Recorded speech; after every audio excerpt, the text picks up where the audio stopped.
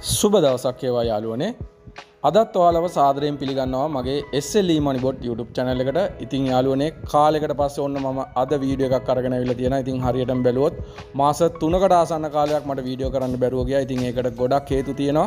ඉතින් අද ඉඳන් ඉස්සරහට මම දිගටම ඔයාලට වීඩියෝ අරන් එන්න බලාපොරොත්තු වෙනවා. ඉතින් අද වීඩියෝ එක ඇත්තටම කිව්වොත් ඔයාලට ගොඩාක් වැදගත් වෙන වීඩියෝ එකක්. ඉතින් අද වීඩියෝ ගැන මම පුංචි හැඳින්වීමක් දෙන්නම්. ඉතින් ඔයාලා දන්නවා මේ වෙනකොට අපි ගොඩ දෙන්න තියෙන ප්‍රශ්නයක් තමයි අපේ මොබයිල් ෆෝන් එක. එහෙම නැත්නම් අපේ ජංගම දුරකථනය මොනහරි රිපෙයාර් එකට දුන්නොත් කාට හරි දුන්නොත් අපිට ගොඩක් දෙනෙක්ට තියෙන බය තමයි අපේ තියෙන ප්‍රයිවට් ඩේටා එහෙම නැත්නම් අපේ තියෙන පෞද්ගලික දත්ත තවත් තුන්වෙනි පාර්ශවයකට එහෙම නැත්නම් තර්ඩ් පාටි එකට යයිද කියන බය. ඉතින් මේකෙදි ගොඩ දෙනෙක් මෙන්න මේ ෆෝන් හදන්න දෙන්නේ නැතුව සමහර විට ඔයාලගේ ගොඩක් පර්සනල් ඒවා තියෙනවා නම් ඒගොල්ලෝ ෆෝන් හදන්න දෙන්නේ නැතුව තමන් ගාවම තියාගෙන ඉන්නවා. මොකද මෙන්න මේ ඩේටා තවත් කෙනෙක් අතකට පත් වෙයි කියලා. මොකද ඔයාලගේ ඇත්තටම කිව්වොත් ඒකේ ගොඩක් ඔයාලගේ ප්‍රයිවසි වීඩියෝ තියෙන්න පුළුවන්, ප්‍රයිවසි ෆොටෝස් තියෙන්න පුළුවන්, ඒ වගේම ඔයාලගේ බැංකුව විස්තර තියෙන්න පුළුවන්, ඒ වගේ පින් අංක, ඒ වගේ ගොඩක් රහස්‍ය දේවල් ඔයාලගේ ෆෝන් එකේ තමයි අද වෙනකොට මේ ටෙක්නොලොජි එකේ දියුණුවත් එක්ක අපි හැමෝම මෙන්න මේ ෆෝන් එකට දාන්න තමයි පුරුදු වෙලා තියෙන්නේ. ඉතින් ඔයාලට මේ වෙනකොට මේ වගේ ෆෝන් එකක් කැඩුනොත් ඔයාලා හදා ගන්න දෙන්න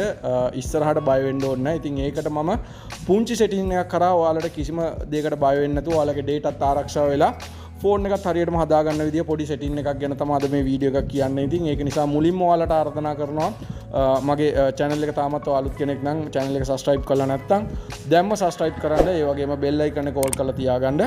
එතකොට ඔයාලට පුළුවන් මේ වගේ මගේ අලුත්ම වීඩියෝ එකක් ආපුවම notification නම් මාර්ගයෙන් ඔයා ගාවට ඉක්මනටම ගෙන්න ගන්න. ඉතින් මම කලින් කිව්වා වගේ ඉතින් අද මේක පොඩි සෙටින් එකක් තියෙන්නේ. මේ සෙටින් එකෙන් ඔයාලට පුළුවන් බය නැතුව ඔයාගේ ෆෝන් එක තව කෙනෙක්ට හදන්න දෙන්න. ඉතින් අපි බලමු කොහොමද මේක හරියටම කරගන්නේ කියලා.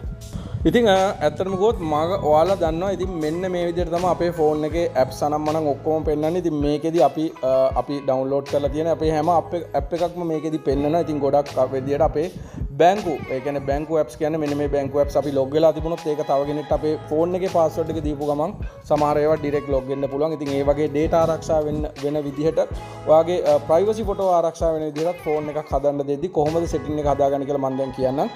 ඉතින් ඒකට මුලින්ම ඔයාලා මම යූස් කරන්නේ Samsung Android ෆෝන් එකක්. ඉතින් හැම ෆෝන් එකෙම මේ වගේ සෙටින් එකක් ඇති. මෙන්න මේ විදිහට ඔයාලා උඩින් මේ විදිහට පල්ලෙහාට දැම්මට පස්සේ උඩම තියෙනවා මෙන්න මෙතන මේ setting mark එක. ඉතින් මෙන්න මේ setting mark එකට ගියාට පස්සේ ඔයාලා මෙන්න මේ විදිහට settings වල අරගෙන එනවා. ඉතින් මේ settings වල ඔයා පල්ලෙහාට යන්න. පල්ලෙහාටම ගියාට පස්සේ ඔයාලට බලා ගන්න පුළුවන් මෙන්න මෙතන මේ battery and device care කියලා. මෙන්න මේ battery and device care කියන එක. ඉතින් මේක ගොඩ දෙනෙක්ගේ ෆෝන් වල එක එක විදිහට තියෙයි device care කියලා තියෙයි. ඉතින් මෙන්න මේ විදිහට device care කියන එක ඇතුළට ආවට පස්සේ ඔයාලට මේකේ පල්ලෙහාට ගියාට පස්සේ මෙතන තියෙනවා මෙන්න මේ maintenance mode කියලා. මෙන්න මේ maintenance mode කියලා. ඔයා මෙන්න මේ maintenance mode කියන එකට යන්න.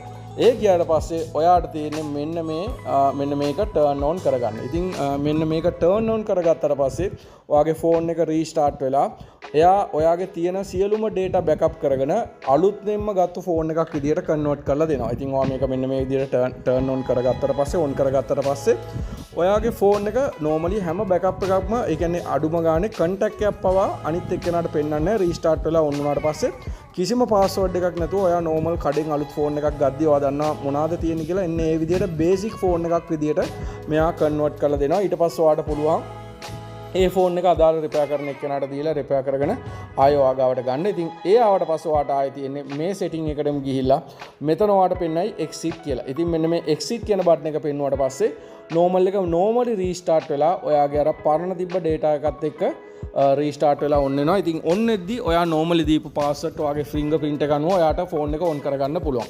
ඉතින් තව කෙනෙක්ට ප්‍රශ්නයක් එයි. ඉතින් මේක ෆෝන් රිපෙයාර් කරන කෙනාටත් කරන්න පුළුවන් කියලා. හැබැයි ඔයා මේකෙදි ෆෝන් එක දෙන්නේ යාට ඔයාගේ කිසිම password එකක් නැතුව. හැබැයි බැරි වෙලාවත් එයා මෙන්න මේ option එකට ඇවිල්ලා මේක exit වෙලා තිබුණොත් එයා අනිවාර්යයෙන්ම restart වෙලා on වුණ තැනදී එයා හිර වෙනවා. මොකද ඔයාගේ fingerprint එක හරි password එක හරි ඉල්ලනවා. එහෙම කරලා තිබුණොත් එයා අනිවාර්යයෙන්ම මේකේ ඔයාගේ data හොරකම් කරන්න try කරා කියලා ඔයාට අනිවාර්යයෙන්ම අල්ලගන්න පුළුවන්.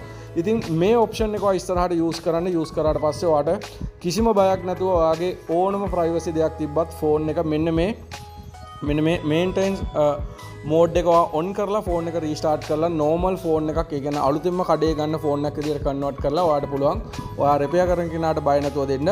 ඒ ආවට පස්සේ ඔයාට තියෙන මෙතන turn on එක ඊළඟට මෙතන exit කියලා එන්නේ exit කියන බටන් එක ඔබලා normally ඔයාගේ පරණ data එකත් එක්ක ඔයාගේ ෆෝන් එක සුපිරියටම යූස් කරන්න පුළුවන්. ඉතින් ගොඩ දෙනෙක් මේක දන්නවා ඇති, සමහර දෙනෙක් දන්නේ නැතුව ඇති. ඉතින් ඒක නිසා මම ආයෙත් කියනවා දන්නේ නැති කට්ටියට මේ වීඩියෝ එක ෂෙයා කරන්න. මොකද ගොඩක් වැදගත් වෙන වීඩියෝ එකක්.